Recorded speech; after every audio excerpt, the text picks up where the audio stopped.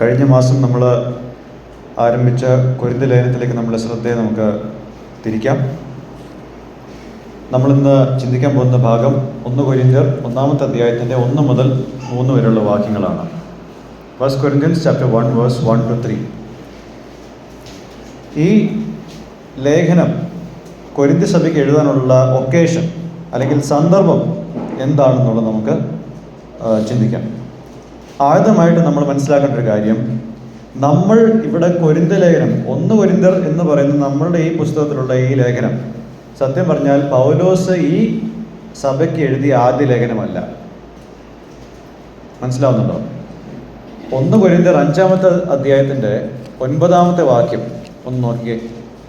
1 കൊരിന്ത്യർ 5:9 വായിക്കാവോ ആരെങ്കിലും? 1 കൊരിന്ത്യർ 5:9.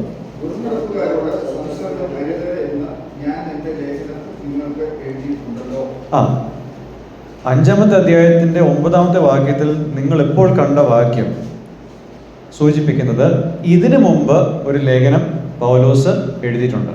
അതാണ് really 1 കൊരിന്ത്യർ. 1 Corinthians എന്ന പേരിൽ നമുക്ക് കിട്ടിയത് ആക്ച്വലി പൗലോസ് എഴുതിയ 2-ാമത്തെ ലേഖനമാണ്. അത് നമ്മൾ ഓർക്കേണ്ടതാണ്. ഈ നമുക്കുള്ള 1 കൊരിന്ത്യരുടെ ലേഖനം എഴുതുന്നത് എഫെസ്യ പട്ടണത്തിൽ നിന്നുകൊണ്ടാണ് എന്നുള്ളത് 16-ാമത്തെ അധ്യായത്തിൻ്റെ 8-ാമത്തെ വാക്യത്തിൽ നിന്നും വ്യക്തമാണ്. ഇതിനു മുമ്പ് എഴുതിയ ലേഖനത്തിൽ വിഷയം ഈ പറഞ്ഞതുപോലെ സെക്ഷലി ഇമോറൽ ആയിട്ടുള്ള ആൾക്കാരോട് കൂട്ടുകൂടരുത്, അസോസിയേറ്റ് ചെയ്യരുതെന്നുള്ളതാണ് വിഷയം എന്നുള്ളത് നേരത്തെ നമ്മൾ ഇപ്പോൾ കണ്ടതാണ്. രണ്ടാമതായിട്ട് നമ്മൾ മനസ്സിലാക്കേണ്ടത് 1-ാമത്തെ അധ്യായത്തിൻ്റെ 11 മുതൽ 14 വരെയുള്ള ഭാഗങ്ങളിൽ ക്ലോയയുടെ ആൾക്കാർ വാമൊഴിയായിട്ട് ചില കാര്യങ്ങൾ പൗലോസിനോട് പറഞ്ഞിട്ടുണ്ട്, ഓറൽ റിപ്പോർട്ട്. അതോടൊപ്പം തന്നെ വേറെ കുറച്ച് ആൾക്കാരും അതുപോലെ ചില കാര്യങ്ങൾ പൗലോസിനോട് പറഞ്ഞിട്ടുണ്ട്. എന്തൊക്കെയായിരുന്നു വാമൊഴിയായിട്ട് പറഞ്ഞിട്ടുള്ളത്? ഒന്നാമതായിട്ട് ഈ സഭയിലുള്ള പ്രശ്നം, ചില ആൾക്കാർക്ക് ചില ഫേവററ്റ് സ്പീക്കേഴ്സ് ഉണ്ട്. ചില ആൾക്കാർക്ക് അവരുടെ ഫേവററ്റ് ആയിട്ടുള്ള പ്രാസംഗികരുണ്ട് ഈ സഭയിൽ. അതായത് ചില വ്യക്തികൾക്ക് അവരെ ആര് സ്നാനപ്പെടുത്തി എന്നുള്ളതും അവരുടെ ഇഷ്ടപ്പെട്ട പ്രാസംഗികൻ ആരാണെന്നുള്ളതിൻ്റെ അടിസ്ഥാനത്തിൽ ചില ഭിന്നിപ്പുകൾ ഈ സഭയിലുണ്ട്. ഞാൻ കഴിഞ്ഞ തവണ പറഞ്ഞത് ഇതാണ്, കൊരിന്ത്യ പട്ടണം മൊത്തത്തിൽ ഒന്ന് നോക്കിയാൽ വാക്ചാതുര്യമുള്ള പ്രാസംഗികർക്ക് വളരെയധികം താല്പര്യമുള്ള അല്ലെങ്കിൽ അവരോട് താല്പര്യമുള്ള ഒരു പട്ടണമായതുകൊണ്ട് ഈ ഒരു മനോഭാവം സഭയിലേക്കും പ്രവേശിച്ചതായിട്ട് നമുക്ക് കാണാൻ സാധിക്കും. നിർഭാഗ്യവശാൽ ഈ തോട്ട് പ്രോസസ്സ്, അതായത് വാക്ചാതുര്യമുള്ള ആൾക്കാർ മതി എന്നുള്ള ഒരു ചിന്ത ഇപ്പോൾ സഭയിലുമുണ്ട്, ഈ സഭയിലുണ്ട്. ചില വ്യക്തികൾ അപ്പോലോസിനെ ഒരുപാട് അപ്രീഷിയേറ്റ് ചെയ്യുന്ന ഒരു കൂട്ടമായിട്ട് നമുക്ക് കാണാൻ സാധിക്കും. കാരണം അപ്പോലോസിന് നല്ല വാക്ചാതുര്യം ഉണ്ടായിരുന്നു. മറ്റു ചില വ്യക്തികൾ കേഫാവിനെ ഫേവററ്റ് ആയിട്ട് കണ്ടു. ഇപ്പോൾ അപ്പോലോസിൻ്റെ അത്രയും വാക്ചാതുര്യം ഇല്ലെങ്കിൽ പോലും പത്രോസ് അത്രയും മോശപ്പെട്ട ഒരാളല്ലായിരുന്നു പബ്ലിക് സ്പീക്കിങ്ങിൻ്റെ കാര്യത്തിൽ. പെന്തക്കോസ്ത് നാളിലെ പ്രസംഗം തന്നെ ഒരു തെളിവാണ്. മൂന്നാമത്തെ ഒരു കൂട്ടം പൗലോസിനെയാണ് കൂടുതൽ സ്നേഹിച്ചിരുന്നത്. അപ്പോൾ ആദ്യത്തെ 2 കൂട്ടര് അപ്പൊലോസിനെയും കേഫാവിനെയും ഒരു പെഡസ്റ്റൽ, അതായത് ഒരു ഉയർന്ന സ്ഥാനത്തിലേക്ക് വാഴ്ത്തി അവിടെ കൊണ്ടുവന്ന് വെച്ചു. മൂന്നാമത്തെ ഒരു കൂട്ടം പൗലോസിനെ ആദരിച്ചു. അപ്പോൾ പൗലോസിനെ ആദരിക്കുന്ന ഈ കൂട്ടം വാക്ചാതുര്യത്തിന് വില കൽപ്പിക്കുന്നില്ല. നേരെ മറിച്ച് ഈ സഭയുടെ ഫൗണ്ടിങ് ഫാദർ എന്ന നിലയിൽ അങ്ങനെയാണ് പൗലോസിനെ അവർ കണ്ടിരുന്നത്. പൗലോസിൻ്റെ വാക്ചാതുര്യമില്ലായ്മ നമ്മൾ കാണുന്നത് 2-ാമത്തെ അധ്യായത്തിൻ്റെ 1 മുതൽ 5 വരെയുള്ള വാക്യങ്ങളിലാണ്. 3-ാമത്തെ വാക്യം ഒന്ന് ജസ്റ്റ് ഒന്ന് വായിച്ചു, 3-ഉം 4-ഉം ഒന്ന് വായിച്ചേ. 2-നും 3-ഉം 4-ഉം.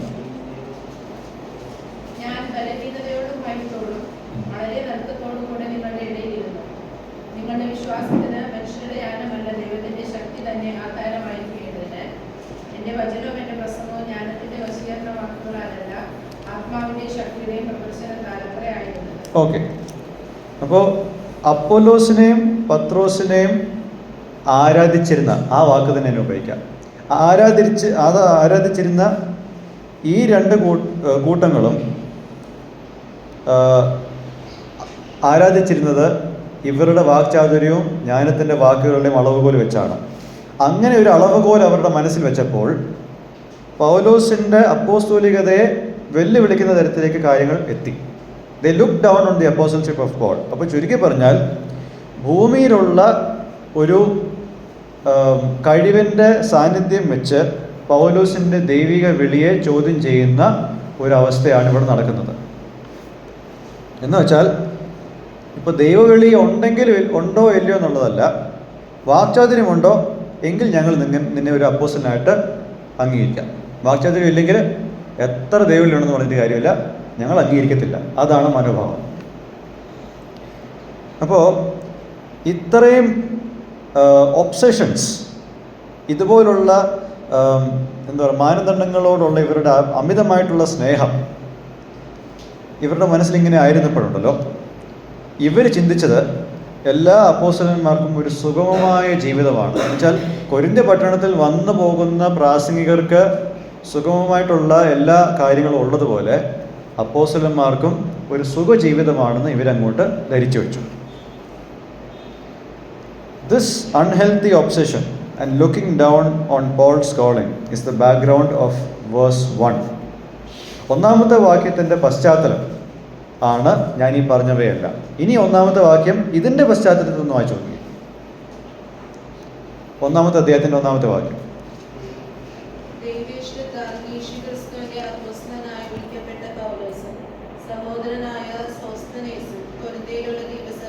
ഓക്കെ, മതി. മറ്റ് ലേഖനങ്ങളിലും തന്നെ ഒരു അപ്പോസ്തലനായിട്ട് പരിചയപ്പെടുത്തുന്നുണ്ട്. പക്ഷെ ഇവിടെ താൻ എന്താണ് തൻ്റെ അപ്പോസ്തോലികതയെ പറ്റി പറയുന്നത്? തൻ്റെ വാക്ചാതുര്യമോ ജ്ഞാനമോ അല്ല തൻ്റെ അപ്പോസ്തോലികതയുടെ നിർവചനം. നേരെ മറിച്ച് ദൈവ ഇഷ്ടത്താലാണ് താൻ ഒരു അപ്പോസ്തലനായത്. നിങ്ങൾ എന്നെപ്പറ്റി എന്ത് ചിന്തിക്കുന്നു എന്നുള്ളത് എനിക്ക് വിഷയമല്ല. ദൈവത്തിൻ്റെ ഇഷ്ടമായിരുന്നു ഞാനിവിടെ ഒരു അപ്പോസ്തലനായി വരേണ്ടതെന്നുള്ളതാണ് പൗലോസ് പറയുന്നത്. നമ്മൾ പലപ്പോഴും ഇതുപോലുള്ള ഫസ്റ്റ് വാക്യങ്ങൾ അല്ലെങ്കിൽ ഗ്രീറ്റിങ്സ് ഒന്നും നമ്മൾ അത്ര ശ്രദ്ധിക്കുന്നതല്ല. പക്ഷെ ഇതെല്ലാം എഴുതുമ്പോൾ എഴുത്തുകാരൻ്റെ ഉദ്ദേശമുണ്ട്. ഇനി അപ്പോസ്തോലികത അല്ലെങ്കിൽ ആ ശുശ്രൂഷ ഒരു പൂമത്തെ അല്ല എന്നുള്ളത് 4-ാമത്തെ അധ്യായത്തിൻ്റെ 9 മുതൽ 13-ാമത്തെ വാക്യം വരെ താൻ പറയുന്നുണ്ട്. ഞാൻ നേരത്തെ പറഞ്ഞല്ലോ, ഈ ബാക്കിയുള്ളവർ വിചാരിച്ചിരുന്നത് അപ്പോസ്തലന്മാരെന്ന് പറയുമ്പോൾ വളരെ സുഖജീവിതമാണ്. പക്ഷെ അതല്ല. 4-ാമത്തെ അധ്യായത്തിൻ്റെ 9 മുതൽ 13 വരെയുള്ള വാക്യങ്ങളൊന്ന് വായിച്ചേ.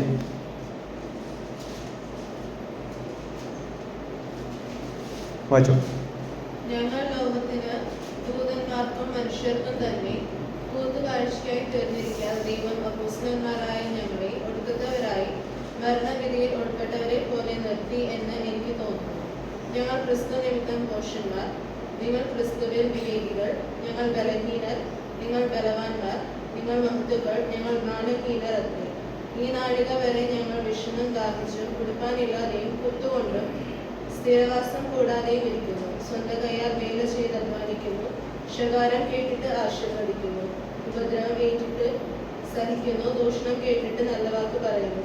ഞങ്ങൾ ലോകത്തിന്റെ ചവറ് പോലെയും ഇന്നുവരെ സകലത്തിന്റെയും അഴുക്കായും ധരിപ്പിക്കുന്നു. ഓക്കെ, ഇതൊരു ഈസി ലൈഫ് അല്ല എന്നുള്ളതാണ് പൗലോസ് ഇവരോട് പറയുന്നത്. ഇനി 9-ാമത്തെ അധ്യായത്തിൻ്റെ ആദ്യത്തെ 3 വാക്യങ്ങളിൽ പൗലോസ് തൻ്റെ അപ്പോസ്തോലികതയ്ക്കുള്ള തെളിവ് നൽകുന്നത് ഈ വിശ്വാസികളാണ്. These men or these believers are the seal of his apostleship in the Lord. കർത്താവിൽ തനിക്ക് ലഭ്യമായ ഈ അപ്പോസ്തോലിക അധികാരത്തിൻ്റെ മുദ്ര എന്താണ്? തൻ്റെ വാക്ചാതുര്യമല്ല, മറിച്ച് ഈ വിശ്വാസികൾ വിശ്വാസത്തിലായിരിക്കുന്നതാണ് തൻ്റെ അപ്പോസ്തോലികതയുടെ തെളിവ്. ഇനി വേറൊരു കാര്യം കൂടെ നോക്കിയാൽ, അപ്പോസ്തലൻ എന്ന വാക്ക് 10 തവണയാണ് ഈ പുസ്തകത്തിൽ രേഖപ്പെടുത്തിയിരിക്കുന്നത്. മറ്റേത് ലേഖനങ്ങളിനേക്കാൾ കൂടുതൽ പരാമർശങ്ങൾ ഈ വാക്കിന് ഇവിടെ ഉണ്ട്. ഇവിടെ നാം ഒരു ഫസ്റ്റ് ലെസൺ കാണുന്നുണ്ട്. Okay, when others look down on your calling just because something in you doesn't fit their worldly expectations, it brings so much of pain and discomfort in you. ചില വ്യക്തികൾ ലോകപ്രകാരമുള്ള ചില മാനദണ്ഡങ്ങൾ വെച്ച് നിങ്ങളെ അളക്കാൻ ശ്രമിക്കുമ്പോൾ, പ്രത്യേകിച്ച് ശുശ്രൂഷയിൽ വേലയിലുള്ള ആൾക്കാരെ കാര്യക്ഷമമുള്ളവർ അല്ലാത്തവരെന്ന നിലയിൽ അളക്കുവാൻ ശ്രമിക്കുമ്പോൾ അത് വളരെ വേദനയും പ്രയാസവും ഉളവാക്കുന്നൊരു കാര്യമാണ്. എസ്പെഷ്യലി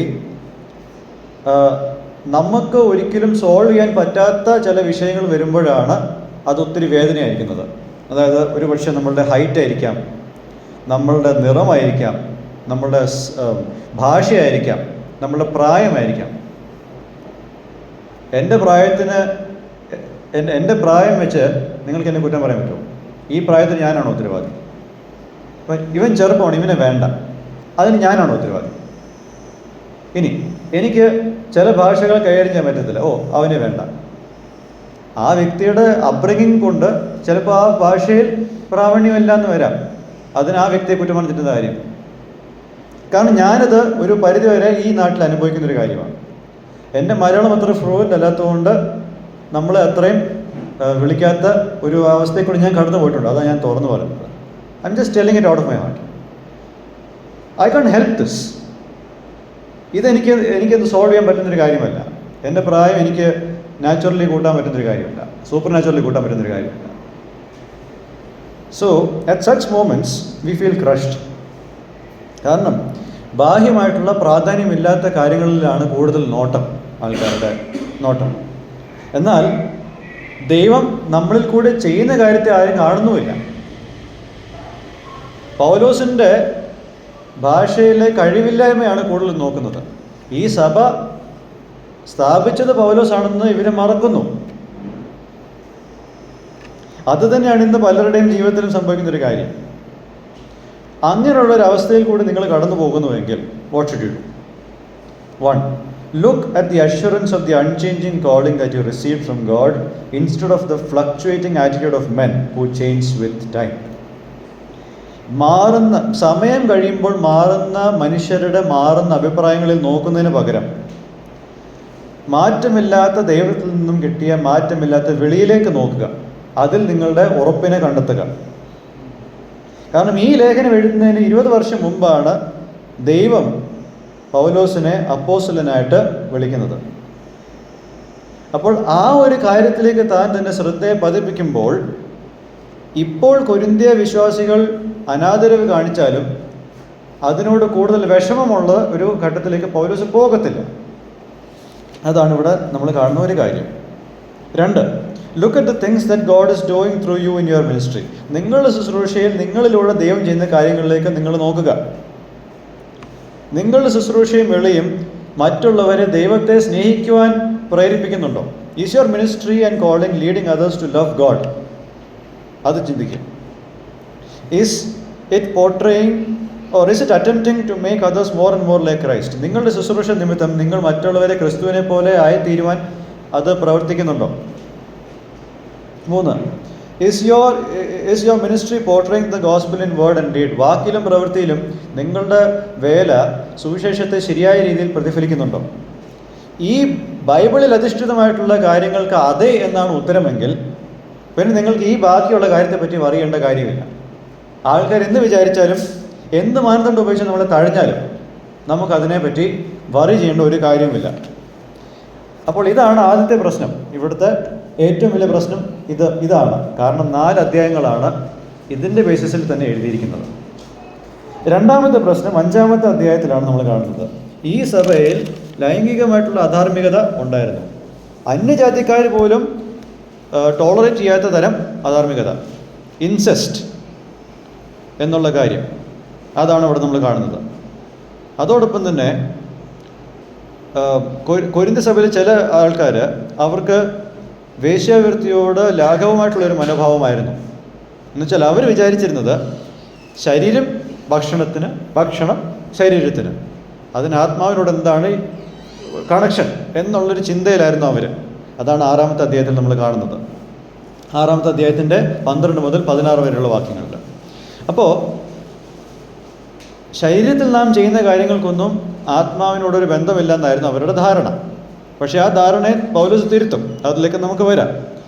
ഇത് കഴിഞ്ഞിട്ടുള്ള അടുത്ത പ്രശ്നമാണ് 1 കൊരിന്ത്യർ 11 നമ്മൾ കാണുന്ന അടുത്ത ഒരു ഡിവിഷൻ. ഇവിടെ ഈ 1-ാമത്തെ അധ്യായം മുതൽ 4-ാമത്തെ അധ്യായം വരെ ഇഷ്ടപ്പെട്ട പ്രാസംഗികനും സ്നാനപ്പെടുത്തിയത് ആരാണെന്നുള്ളതിൻ്റെ അടിസ്ഥാനത്തിലായിരുന്നു ഡിവിഷനെങ്കിൽ 11-ാമത്തെ അധ്യായത്തിൽ പൈസയാണ് ഡിവിഷൻ. ആ ഡിവിഷൻ്റെ കാരണം, അതായത് തിരുവെഴുത്താഴത്തിന് അവർ വരുമ്പോൾ ധനവാന്മാരെല്ലാവരും കൂടെ അവരുടെ കൂട്ടമായിട്ട് ഭക്ഷണം അങ്ങ് പങ്കിടും. ദരിദ്രനാണെങ്കിൽ ഭക്ഷണം ഒട്ട് കിട്ടത്തുമില്ല. അതാണ് അവിടുത്തെ ഡിവിഷൻ.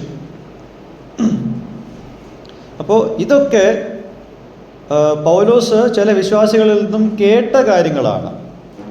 കേട്ട കാര്യങ്ങളോടൊപ്പം തന്നെ ചില വിശ്വാസികൾ എഴുത്തിൻ്റെ രൂപത്തിൽ കുറച്ച് ചോദ്യങ്ങളും പൗലോസിന് കൊടുത്തിട്ടുണ്ട്. ആ ചോദ്യങ്ങൾ ഒരു എഴുത്തിൻ്റെ രൂപത്തിൽ 16-ാമത്തെ അധ്യായത്തിൽ ഫോർട്ടുനേറ്റസ്, സ്തേഫാനസ്, അക്കൈക്കസ് എന്ന വ്യക്തികളിലൂടെ പൗലോസിനെ എത്തിച്ചു. ആ എഴുതപ്പെട്ട ചില പ്രശ്നങ്ങൾ എന്തൊക്കെയായിരുന്നു എന്നുള്ളത് നമുക്ക് ഒന്ന് നോക്കാം. ഞാൻ നേരത്തെ പറഞ്ഞല്ലോ, ചില വ്യക്തികൾ എന്താ പറയുക, സെക്ഷൽ ഇമ്മൊറാലിറ്റിയിലേക്ക് ഒരു വഴി പോയപ്പോൾ മറ്റൊരു വിഭാഗം ലൈംഗികതയെ വേണ്ട എന്നുള്ളൊരു മറ്റൊരു എക്സ്ട്രീമിലേക്ക് പോയി. അതാണ് 7-ാമത്തെ അധ്യായത്തിൻ്റെ 1-ാമത്തെ വാക്യത്തിൽ നമ്മൾ കാണുന്നത്. Some of you wrote it is good for a man not to touch a woman. അപ്പോൾ ആ ഒരു എക്സ്റ്റെൻറ്റിലേക്കും കാര്യങ്ങൾ പോയി. അതുകൊണ്ടാണ് പൗലോസ് 7-ാമത്തെ അധ്യായത്തിൽ മുഴുവനായിട്ട് വിവാഹമോചനം, പുനർവിവാഹം എന്നുള്ള വിഷയങ്ങളിൽ കൂടുതൽ എക്സ്പ്ലനേഷൻ അവിടെ കൊടുത്ത് അവിടെ ആ ഒരു ഇഷ്യൂ സോൾവ് ചെയ്യുന്നത്. പ്രത്യേകിച്ച് ഇതിനു മുമ്പ് എഴുതിയ ലേഖനത്തിലുള്ള തെറ്റിദ്ധാരണ തിരുത്താൻ വേണ്ടിയിട്ടാണ് ഇത് എഴുതിയിരിക്കുന്നത്, മനസ്സിലാക്കുക. അടുത്ത പ്രശ്നം, ചില വ്യക്തികൾക്ക് അന്യദേവീ ദേവന്മാരുടെ മന്ദിരത്തിൽ ചെന്ന് വിഗ്രഹാർപ്പിത ആഹാരം കഴിക്കുന്നതിന് യാതൊരു പ്രശ്നവുമില്ല. അപ്പോൾ ആ ഒരു ഇഷ്യൂ പറയുന്നതിനോടൊപ്പം തന്നെ ചന്തയിൽ മാംസം വെക്കുന്ന ആ ഒരു കാര്യവും അവിടെ അഡ്രസ്സ് ചെയ്യപ്പെടുന്നുണ്ട്. Meat sold in the marketplace. അതിനാണ് 8-ാമത്തെ അധ്യായം മുതൽ 10-ാമത്തെ അധ്യായം വരെ കൊടുത്തിരിക്കുന്ന കാര്യം. ഇനി ഈ സഭയിലെ ഡിവിഷൻ്റെ അടുത്ത കാരണം കൃപാവരങ്ങളാണ്, അല്ലെങ്കിൽ കൃപാവരങ്ങളുടെ ദുരുപയോഗം. അതാണ് 12-ാമത്തെ അധ്യായത്തിൻ്റെ 1 മുതൽ 14-ാമത്തെ അധ്യായത്തിൻ്റെ അവസാനം വരെ രേഖപ്പെടുത്തിയിരിക്കുന്നത്. ഈ സഭയിൽ ഇല്ലാത്ത കൃപാവരങ്ങളില്ല, പക്ഷേ ഇവിടെ ഐക്യമില്ല. അതുമാത്രമല്ല, കൃപാവരങ്ങൾ ഉപയോഗിക്കുമ്പോഴും സ്നേഹമില്ല. there's no love in the use of gifts. ഒരുപാട് അഹങ്കാരവും സിൻഫുൾ ഇൻഡിപെൻഡൻസും ഉണ്ട്. പ്രത്യേകിച്ച് ചില ആൾക്കാർ അവർക്ക് ഇഷ്ടപ്പെട്ട കൃപാവരം കിട്ടിക്കഴിഞ്ഞാൽ പിന്നെ മറ്റുള്ളവരെ വേണ്ട. മറ്റു ചിലർക്ക് ഇഷ്ടപ്പെട്ട കൃപാവരം കിട്ടാത്തതുകൊണ്ട് ഞാൻ ഇവിടുത്തെ ആരുമല്ല എന്നുള്ളൊരു മനോഭാവം, ഒരു സുപ്പീരിയോറിറ്റി കോംപ്ലക്സും ഒരു ഇൻഫീരിയോറിറ്റി കോംപ്ലക്സും നിറഞ്ഞ ഒരു അവസ്ഥ. ഇനി 15-ാമത്തെ അധ്യായത്തിൽ പുനരുദ്ധാനം എന്നുള്ള വിഷയത്തോടുള്ള ബന്ധത്തിൽ കുറേ ചോദ്യങ്ങൾ അവർക്കുണ്ടായിരുന്നു. അതും അവിടെ എഴുതുന്നുണ്ട്. പിന്നെയുള്ള അടുത്ത ക്വയറി, വിശുദ്ധന്മാർക്കുള്ള ധനശേഖരത്തിൻ്റെ കാര്യത്തിന് എന്താണ് ചെയ്യേണ്ടതെന്നുള്ളതിൻ്റെ അടുത്ത ചോദ്യം 16-ാമത്തെ അധ്യായത്തിൽ 1-ാമത്തെ വാക്യത്തിൽ നമ്മൾ കാണുന്നുണ്ട്. പിന്നെ ചിലർക്കൊരു ആകാംക്ഷയുണ്ട്. എന്നുവെച്ചാൽ ഓൾറെഡി ഈ സഭയിൽ 2-3 വിഭാഗങ്ങളുണ്ട്. പൗലോസിൻ്റെ പക്ഷക്കാർ, അപ്പോലോസിൻ്റെ പക്ഷക്കാർ, കേഹാവിൻ്റെ പക്ഷക്കാർ, അങ്ങനെ. അപ്പോൾ ചിലർക്കൊരു ചിന്ത, അപ്പോലോസിനെ പറ്റി പൗലോസിൻ്റെ അഭിപ്രായം എന്താ? നമ്മളിൽ ചിലർക്കുണ്ടല്ലോ, ഒന്ന് ചൊറിഞ്ഞ് ആൾക്കാരുടെ ഉള്ളിലെ പാപം ഒന്ന് പുറത്തു കൊണ്ടുവരാൻ. ആ ചോദ്യം ചിലർ ചോദിച്ചു ഒരു എഴുത്തിലൂടെ. ആ ഒരു ചോദ്യത്തിൻ്റെ ഉത്തരമാണ് 16-ന്റെ 12 നമ്മൾ കാണുന്നത്. അത് വായിക്കണ്ട, ജസ്റ്റ് ഒന്ന് പറഞ്ഞു പോയെന്നേ ഉള്ളൂ. അപ്പോൾ വാമൊഴിയായിട്ടും എഴുത്തിൻ്റെ രൂപത്തിലൂടെയും ഇത്രയും പ്രശ്നങ്ങൾ പൗലോസ് അറിഞ്ഞപ്പോൾ പൗലോസ് ഇതെല്ലാം ഉൾക്കൊണ്ട് ഒരു ലേഖനം എഴുതുകയാണ്. ഇതെല്ലാം കമ്മ്യൂണിക്കേറ്റ് ചെയ്യുമ്പോൾ പൗലോസ് അവരോട് പറയുന്നത്, ഈ പറയുന്ന എല്ലാ പ്രശ്നങ്ങളും പാപസംബന്ധമായ പ്രശ്നങ്ങളാണെന്നും ഇതൊന്നും കർത്താവിനെ അറിയുന്നവർക്ക് യോജിച്ചു പോകുന്ന കാര്യങ്ങളല്ലെന്നും താൻ വ്യക്തമായിട്ട് എഴുതുന്നുണ്ട്. ഇത് കേവലം ഒരു വീക്ക്നെസ് അല്ല, ഒരു ബലഹീനതയല്ല, ഇത് പാപത്തോടുള്ള ബന്ധത്തിലുള്ള വിഷയങ്ങൾ തന്നെയാണ് എന്നാണ് പൗലോസ് പറയുന്നത്. അതുകൊണ്ടാണ് 2-ാമത്തെ വാക്യം പ്രസക്തമാകുന്നത്. 1-ാമത്തെ അധ്യായത്തിൻ്റെ 2-ാമത്തെ വാക്യം, കൊരിന്തിലെ ദൈവസഭയ്ക്ക് എഴുതുന്നു, to the church of God that is in Corinth എന്ന് പറയുന്നുണ്ട്. ഈ വിഷയങ്ങളെല്ലാം ദൈവസഭയ്ക്ക് യോഗ്യമായിട്ടുള്ളതൊന്നുമല്ല. കാരണം ഇവർ ആരാധിക്കുന്ന ദൈവം വിശുദ്ധനാണ്, നിർമ്മലനാണ്. അതുകൊണ്ട് തന്നെ ദൈവത്തോട് യോജിച്ചവർ എപ്രകാരമായിരിക്കണം? വിശുദ്ധന്മാരും നിർമ്മലന്മാരുമായിരിക്കണം. അതുകൊണ്ടാണ് ഇവിടെ ഇവരെ ദൈവസഭ എന്ന് വിളിക്കുന്നത്. സകല മ്ലേച്ഛതയുമുള്ള, അതായത് ലൈംഗിക അധാർമികത, വിഗ്രഹാരാധന, വ്യഭിചാരം, സ്വർഗരതി, കളവ്, പിന്നെ സ്വാർത്ഥത, മദ്യപാനം, വെറിക്കൂത്ത്, അങ്ങനെയുള്ള എല്ലാ കാര്യങ്ങളുള്ള ഒരു പട്ടണത്തിൽ ദൈവം തൻ്റെ സമൂഹത്തെ ഇവിടെ രൂപീകരിച്ചു. എങ്ങനെയാണ് താൻ അവരെ രൂപീകരിച്ചത്? അവരെ വേർതിരിച്ച് അവരെ ക്രിസ്തുവിൽ ശുദ്ധീകരിച്ചു. ക്രിസ്തുവേശുവിൽ അവരെ ശുദ്ധീകരിച്ചു. അവരുടെ എല്ലാ പാപങ്ങളെയും കഴുകിക്കളഞ്ഞ് കർത്താവായ യേശു ക്രിസ്തുവിലൂടെ ആത്മാവിനാൽ അവർക്ക് ശുദ്ധീകരണം ലഭ്യമാക്കി. ക്രിസ്തുവിലൂടെ അവർക്ക് നീതിമാൻ എന്നുള്ള വിളിപ്പേരും ലഭിച്ചു. ഇവരെ എന്തായിട്ടാണ് വിളിച്ചിരിക്കുന്നത്? 2-ാമത്തെ വാക്യം നോക്കിക്കേ, to those who have been sanctified in Christ Jesus called as saints. വിശുദ്ധന്മാരെന്ന് വിളിക്കപ്പെടുവാനാണ് വിളിച്ചിരിക്കുന്നത്. ഇതൊന്നും ജീവിതത്തിൽ കാണുവാൻ വേണ്ടിയിട്ടല്ല. They are called to be saints. വിശുദ്ധന്മാരായിട്ട് വിളിക്കപ്പെടുവാനാണ് ആഗ്രഹിച്ചിരിക്കുന്നത്. പിന്നെ കർത്താവിൻ്റെ നാമം വിളിച്ചപേക്ഷിക്കുവാനും, അപ്പോൾ യേശു അവരുടെ കർത്താവായി, ഹി ബിക്കെയിം ദെയർ ലോർഡ്. ഇവിടെയുള്ള 2-ാമത്തെ ലെസൺ ഇതാണ്. വിശ്വാസികളുടെ ഇടയിലുള്ള ഭിന്നത, അധാർമികത, വിശുദ്ധിയില്ലാത്ത ജീവിതം, വിവാഹത്തോടുള്ള ബന്ധത്തിൽ ഉള്ള ദൈവിക മാനദണ്ഡങ്ങൾ ലംഘിക്കുന്ന ഈ കാര്യങ്ങളെല്ലാം നമ്മുടെ സഭകളിൽ നടക്കുമ്പോൾ നമ്മൾ എന്താണ് ഓർക്കേണ്ടത്? സുവിശേഷ സത്യം നമുക്ക് കേവലം ഭാവിയിലുള്ളൊരു പ്രത്യാശയ്ക്കായിട്ട് മാത്രം തന്നൊരു കാര്യമല്ല. The gospel truth that God gave us is not just meant to give us a hope for the future. It also speaks of the new creation that God accomplished in us. നമ്മളിൽ പൂർത്തീകരിച്ച പുതിയ സൃഷ്ടിയുടെ ഓർമ്മപ്പെടുത്തലും കൂടിയാണ് സുവിശേഷം. അതായത് മരിച്ചു കഴിഞ്ഞാൽ സ്വർഗത്തിൽ പോകണം, നരകത്തിൽ പോകണം എന്നുള്ളതല്ല ആത്യന്തികമായിട്ട് സുവിശേഷത്തിൻ്റെ ഉദ്ദേശം. തൻ്റെ പുത്രനോട് അനുരൂപരായിരിക്കാൻ വേണ്ടിയിട്ടാണ് ദൈവം നമ്മളെ രക്ഷിക്കുന്നത്. അതാണ് സഭകൾ ഇങ്ങനെയുള്ള വിഷയങ്ങൾ വരുമ്പോൾ ഓർക്കേണ്ടത്. ക്രിസ്തുവിൽ വിശ്വാസം നിമിത്തം ദൈവം നമ്മളെ തൻ്റെ ആത്മാവിനാൽ സകല കന്മഷങ്ങളിൽ നിന്നും നമ്മളെ ശുദ്ധീകരിച്ച് നമ്മളെ വിശുദ്ധന്മാരാക്കിയിരിക്കുകയാണ്. എന്നുവെച്ചാൽ നമ്മളുടെ രക്ഷയ്ക്ക് മുമ്പ് എന്തായിരുന്നോ നമ്മുടെ ജീവിതം, അതിൽ നിന്നുമെല്ലാം ഒരു ശുദ്ധീകരണം ആത്മാവിലൂടെ, കർത്താവിലൂടെ നമുക്ക് ലഭ്യമാക്കി തന്നു. അങ്ങനെയുള്ള ചില ക്രിയകൾ നമ്മളുടെ ഇടയിൽ വരുമ്പോൾ never let your guard down to normalise such sinful behaviour. അങ്ങനെയുള്ള ചില കാര്യങ്ങൾ നമ്മുടെ ഇടയിൽ വരുമ്പോൾ അതിനെ സാധാരണവൽക്കരിക്കരുത്. എന്നുവെച്ചാൽ അതെല്ലാവരും ചെയ്യുന്നതല്ലേ, ഈ പ്രായത്തിൽ എന്തൊക്കെ ഉള്ളതല്ലേ എന്നും പറഞ്ഞ് അതിനെ നോർമലൈസ് ചെയ്യരുത്. ദീസ് ആർ, നമ്മൾ എന്ത് ന്യായീകരണം പറഞ്ഞാലും അത് രക്തത്തിലുള്ളതാണ്, അത് ഞങ്ങളുടെ കുടുംബത്തിലുള്ളതാണ് എന്നും പറഞ്ഞ് അങ്ങനെയുള്ള കുറേ മുടന്തൻ ന്യായങ്ങൾ കൊടുക്കുമ്പോൾ നമ്മൾ മനസ്സിലാക്കേണ്ടത് ഓൾ ഓഫ് ദീസ് തിങ്സ്, എത്ര ന്യായം പറഞ്ഞാലും ഇതെല്ലാം സുവിശേഷത്തിന് വിരോധമായിട്ടിരിക്കുന്ന കാര്യങ്ങളാണ്. സഭയിൽ ഭിന്നത ഉണ്ടാക്കുന്നത് അല്ലെങ്കിൽ വായി തോന്നിട്ട് വിളിച്ച് പറയുന്നത് അത് പാരമ്പര്യമല്ല, ദൈവത്തിൽ നിന്നും ജനിക്കാത്തതിൻ്റെ കുഴപ്പമാണ്. അതാണ് യാഥാർത്ഥ്യം. നമ്മളെന്താണ് ചെയ്യേണ്ടത്? Preach and remind the church of the gospel by which we are called to a holy living in this world. ഈ ലോകത്ത് വിശുദ്ധ ജീവിതത്തിലേക്ക് നമ്മളെ വിളിച്ച സുവിശേഷ സന്ദേശം പ്രസംഗിക്കുവാനും സഭയെ ഓർമ്മിപ്പിക്കുവാനും നമുക്കൊരു ആഹ്വാനമുണ്ട്. ദൈവം വിശുദ്ധ ജീവിതത്തിനായിട്ട് നൽകിയിരിക്കുന്ന കാര്യങ്ങളിൽ നിന്നും അകന്നു പോകുന്ന ആൾക്കാരെ ഓർമ്മിപ്പിക്കേണ്ടത് എന്താണ്?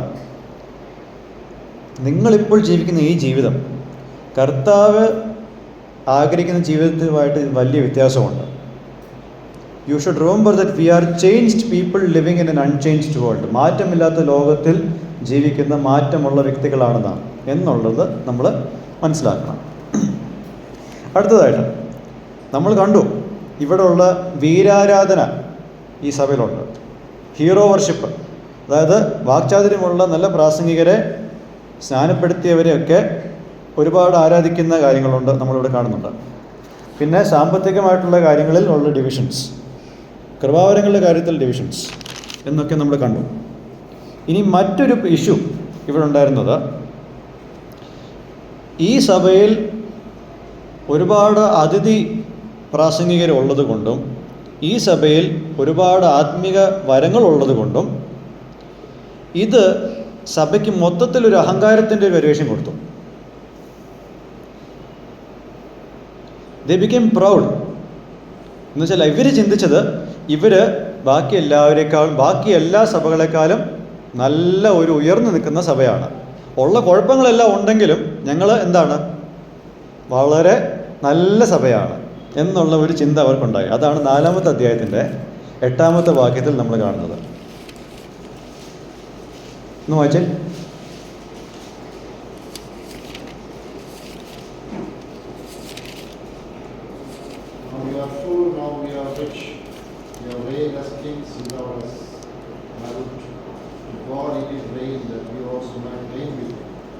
ഓക്കെ, അപ്പം അങ്ങനെ ഒരു അഹങ്കാരം, ഞങ്ങൾ ധനവാന്മാരായി, ഞങ്ങൾക്ക് എല്ലാം പൂർണ്ണതയായി, ഞങ്ങൾക്ക് ഇനി നന്നാവാനൊന്നുമില്ല, മറ്റുള്ളവരെല്ലാം ഞങ്ങളെ കണ്ട് പഠിക്കണം എന്നുള്ളൊരു ധാരണ.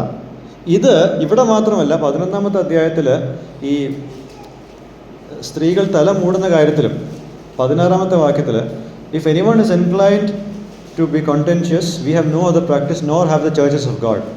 മറ്റ് സഭകളിൽ ഈ പ്രശ്നമില്ല, അതുകൊണ്ട് നിങ്ങളും ആ കാര്യത്തിൽ വലിയ തല പോകിക്കേണ്ട കാര്യമില്ല. അതാണ് ഇവിടെ പറയുന്നത്.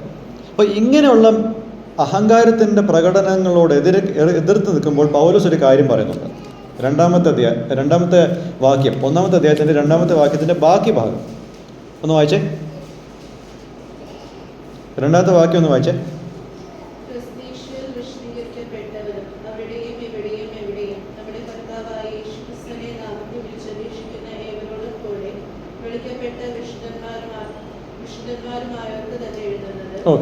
ഓക്കെ. ഈ വാക്യം ശ്രദ്ധിച്ചെന്ന് നോക്കിയാൽ ചില കാര്യങ്ങൾ നമുക്ക് മനസ്സിലാക്കാൻ സാധിക്കും. ഇവിടെ മാത്രമല്ല, കർത്താവായ യേശുക്രിസ്തുവിന്റെ നാമത്തിൽ വിളിച്ചപേക്ഷിക്കുന്ന മറ്റ് വിശ്വാസികൾ മറ്റ് സ്ഥലങ്ങളിലും അവിടെയും ഇവിടെയും ഒക്കെ ഉണ്ട്. നിങ്ങൾ മാത്രമല്ല വിശ്വാസികൾ, അവിടെയും ഇവിടെയും ഈ നാമത്തിൽ വിളിച്ചപേക്ഷിക്കുന്ന മറ്റ് വിശ്വാസികളുണ്ട്. അവരുടെ വിളിയും നിങ്ങളുടെ വിളിയും എന്താ? ഒന്ന് തന്നെയാണ്, യേശുവിനെ പിൻഗമിക്കുക എന്നുള്ളത്. 2-ാമത്തെ കാര്യം, കൊരിന്ത്യർക്കും യേശു കർത്താവാണ്, അതുപോലെ തന്നെ മറ്റ് സ്ഥലങ്ങളിൽ കർത്താവിനെ വിളിച്ചപേക്ഷിക്കുന്നവർക്കും അവൻ കർത്താവാണ്. ഈ ബേസിക് ഫാക്ട്സ് ആദ്യമേ തന്നെ പൗലോസ് ഇവരെ ഓർമ്മിപ്പിക്കുന്നതിലൂടെ ആവശ്യമില്ലാത്ത ഈ ഒരു അഹങ്കാരം ഉണ്ടല്ലോ, ഞങ്ങൾ കൊരിന്ത്യർ എന്ന് പറഞ്ഞ ഒരു തരം അഹങ്കാരമുണ്ട്, അതങ്ങ് ഇല്ലാണ്ടാക്കും. ഇവിടെ നമുക്ക് 3-ാമത്തെ ലെസൺ കിട്ടുന്നത് ഇതാണ്. നാം ഒരു സമൂഹം എന്ന നിലയിൽ, ബ്രദറൻ സമൂഹം എന്ന നിലയിൽ ദൈവവചനം അറിയാവുന്ന അനേകം ഉപദേഷ്ടാക്കന്മാർ നമ്മുടെ ഇടയിൽ ഉള്ളത് ദൈവത്തിൻ്റെ ഒരു അനുഗ്രഹമാണ്. ഒരു പരിധിവരെ മറ്റ് സഭകളേക്കാൾ തിരുവെഴുത്തുകളുടെ സത്യങ്ങളെ അറിയാനുള്ള ഭാഗ്യവും നമുക്ക് കിട്ടിയിട്ടുണ്ട്. പക്ഷെ നമ്മൾ മറന്നുപോയൊരു കാര്യമുണ്ട്. നമ്മളുടെ കൂട്ടത്തിനുള്ളിൽ മാത്രമല്ല, ഒത്തന്റിക് ക്രിസ്ത്യാനിറ്റി നമ്മളുടെ കൂട്ടത്തിലല്ലാതെയും ഈ ലോകത്തുണ്ടെന്നുള്ളത് നമ്മൾ മനസ്സിലാക്കണം. We have become so proud of our brethren heritage, just like the Corinthians did with their spiritual gifts. ഈ കൊരിന്ത്യ വിശ്വാസികൾക്ക് അവരുടെ കൃപാവരത്തിലുള്ള അഹങ്കാരം പോലെ തന്നെ നമ്മളുടെ ബ്രദറൻ പാരമ്പര്യത്തിൽ നമുക്കിപ്പോൾ ഒരു അഹങ്കാരം ഉണ്ടായി. That we express an attitude of being rich, an attitude of being complacent. ഞങ്ങൾ എല്ലാം തികഞ്ഞവരാണെന്നുള്ള പൊതുവായിട്ടുള്ളൊരു ധാരണയാണ് നമ്മൾ ബ്രദറുകാർക്കുള്ളത്. അപ്പോൾ ഒരു പടിയോടെ മുന്നോട്ട് പോയാൽ ഇതെല്ലാം ഉണ്ടെങ്കിൽ പോലും സഭയ്ക്കുള്ളിൽ കണ്ണോട് കണ്ണ് നോക്കാനുള്ള ധൈര്യമില്ല. ചില സഭകൾക്ക് അവരിൽ തന്നെ ഐക്യമില്ല, മറ്റുള്ള സഭകളോടും ഐക്യമില്ല. ബ്രദറൻ സമൂഹത്തിൻ്റെ ഉള്ളിലുള്ള കാര്യമാണ് ഞാനീ പറയുന്നത്. ഞാൻ ചോദിക്കട്ടെ, ബ്രദറൻ സമൂഹത്തിലുള്ള എല്ലാ സഭകളും ഒരുപോലെ ഐക്യത്തിലിരിക്കുന്ന സഭകളാണോ? അല്ല, പിരിഞ്ഞുപോയ എത്രയോ സഭകളുണ്ട്. It's a fact, a very sad fact. എന്നിട്ടും എല്ലാവരും പറയുന്നത് എന്താ? ഞങ്ങളാണ് ഓത്തൻറ്റിക് ക്രിസ്ത്യൻസ് എന്നുള്ളത്. അതിൽ അഹങ്കരിക്കുന്നുമുണ്ട്. നമ്മളുടെ കൂട്ടത്തിലല്ലാത്ത സഭകളെ ഉപയോഗിച്ച് ദൈവത്തിൻ്റെ രാജ്യം വ്യാപിക്കുന്നത് അവർ കാണുന്നില്ല. They don't see that. Instead of being self-obsessed and proud, understand a few things. ഈ സ്വയം പുകഴ്ത്തി അഹങ്കരിക്കുന്നതിന് പകരം ചില കാര്യങ്ങൾ നമ്മൾ മനസ്സിലാക്കുക. ദൈവത്തിന് എല്ലാ സ്ഥലത്തും തൻ്റെ ജനമുണ്ട്. കേരളത്തിൽ മാത്രമല്ല. കേരള ബ്രദർ എന്നുള്ള ടൈറ്റിലിൽ അഹങ്കരിക്കരുത്. എല്ലാ സ്ഥലത്തും തനിക്ക് തൻ്റെ ജനമുണ്ട്. Within the gospel believing communities there are people of God. രണ്ടാമത്തെ കാര്യം, ബ്രദറുകാരുടെ വെളിയിലുള്ള സുവിശേഷത്തിൻ്റെ കാതലായ വിഷയങ്ങളിൽ അടിയുറച്ച് വിശ്വസിക്കുന്ന അവർക്കും നമുക്കും യേശുവാണ് കർത്താവ്. 3, അവർ യേശുവിനെ കർത്താവെന്ന് വിളിക്കുന്ന കാരണവും നമ്മൾ യേശുവിനെ കർത്താവെന്ന് വിളിക്കുന്ന കാരണവും ഒന്ന് തന്നെയാണ്. രണ്ടുപേർക്കുള്ളത് ഒരേ പരിശുദ്ധാത്മാവാണ്. Because without the Holy Spirit, no one can see Jesus as Lord. പരിശുദ്ധാത്മാവില്ലാതെ ഒരു വ്യക്തിക്കും യേശുവിനെ കർത്താവെന്ന് കാണുവാൻ സാധിക്കത്തില്ല. ഈ കാര്യങ്ങൾ നമ്മൾ എല്ലായ്പ്പോഴും ഓർക്കുമ്പോൾ സ്വയം പുകഴ്ചയിൽ മുങ്ങി ഇങ്ങനെ അഹങ്കരിക്കുന്നതിന് പകരം നമ്മളെ താഴ്മയിലേക്ക് നയിക്കുവാൻ ഈ കാര്യങ്ങൾ നമ്മളെ സഹായിക്കും. ഈ ഗ്രീറ്റിങ്സ് കൊടുത്തതിന് ശേഷം ഇനി എന്താണ് പൗലോസ് പറയുന്നത് എന്നുള്ളത് നമുക്ക് അടുത്ത മാസം ദൈവം ഒരു അവസരം തരുവാണെങ്കിൽ 1-ാമത്തെ അധ്യായം 4-ാം വാക്യം മുതൽ 9-ാം വാക്യം വരെ നമുക്ക് ചിന്തിക്കാം. ദൈവം നമ്മളെ സഹായിക്കട്ടെ. ദൈവനാമം മഹത്വപ്പെടുമാറാകട്ടെ.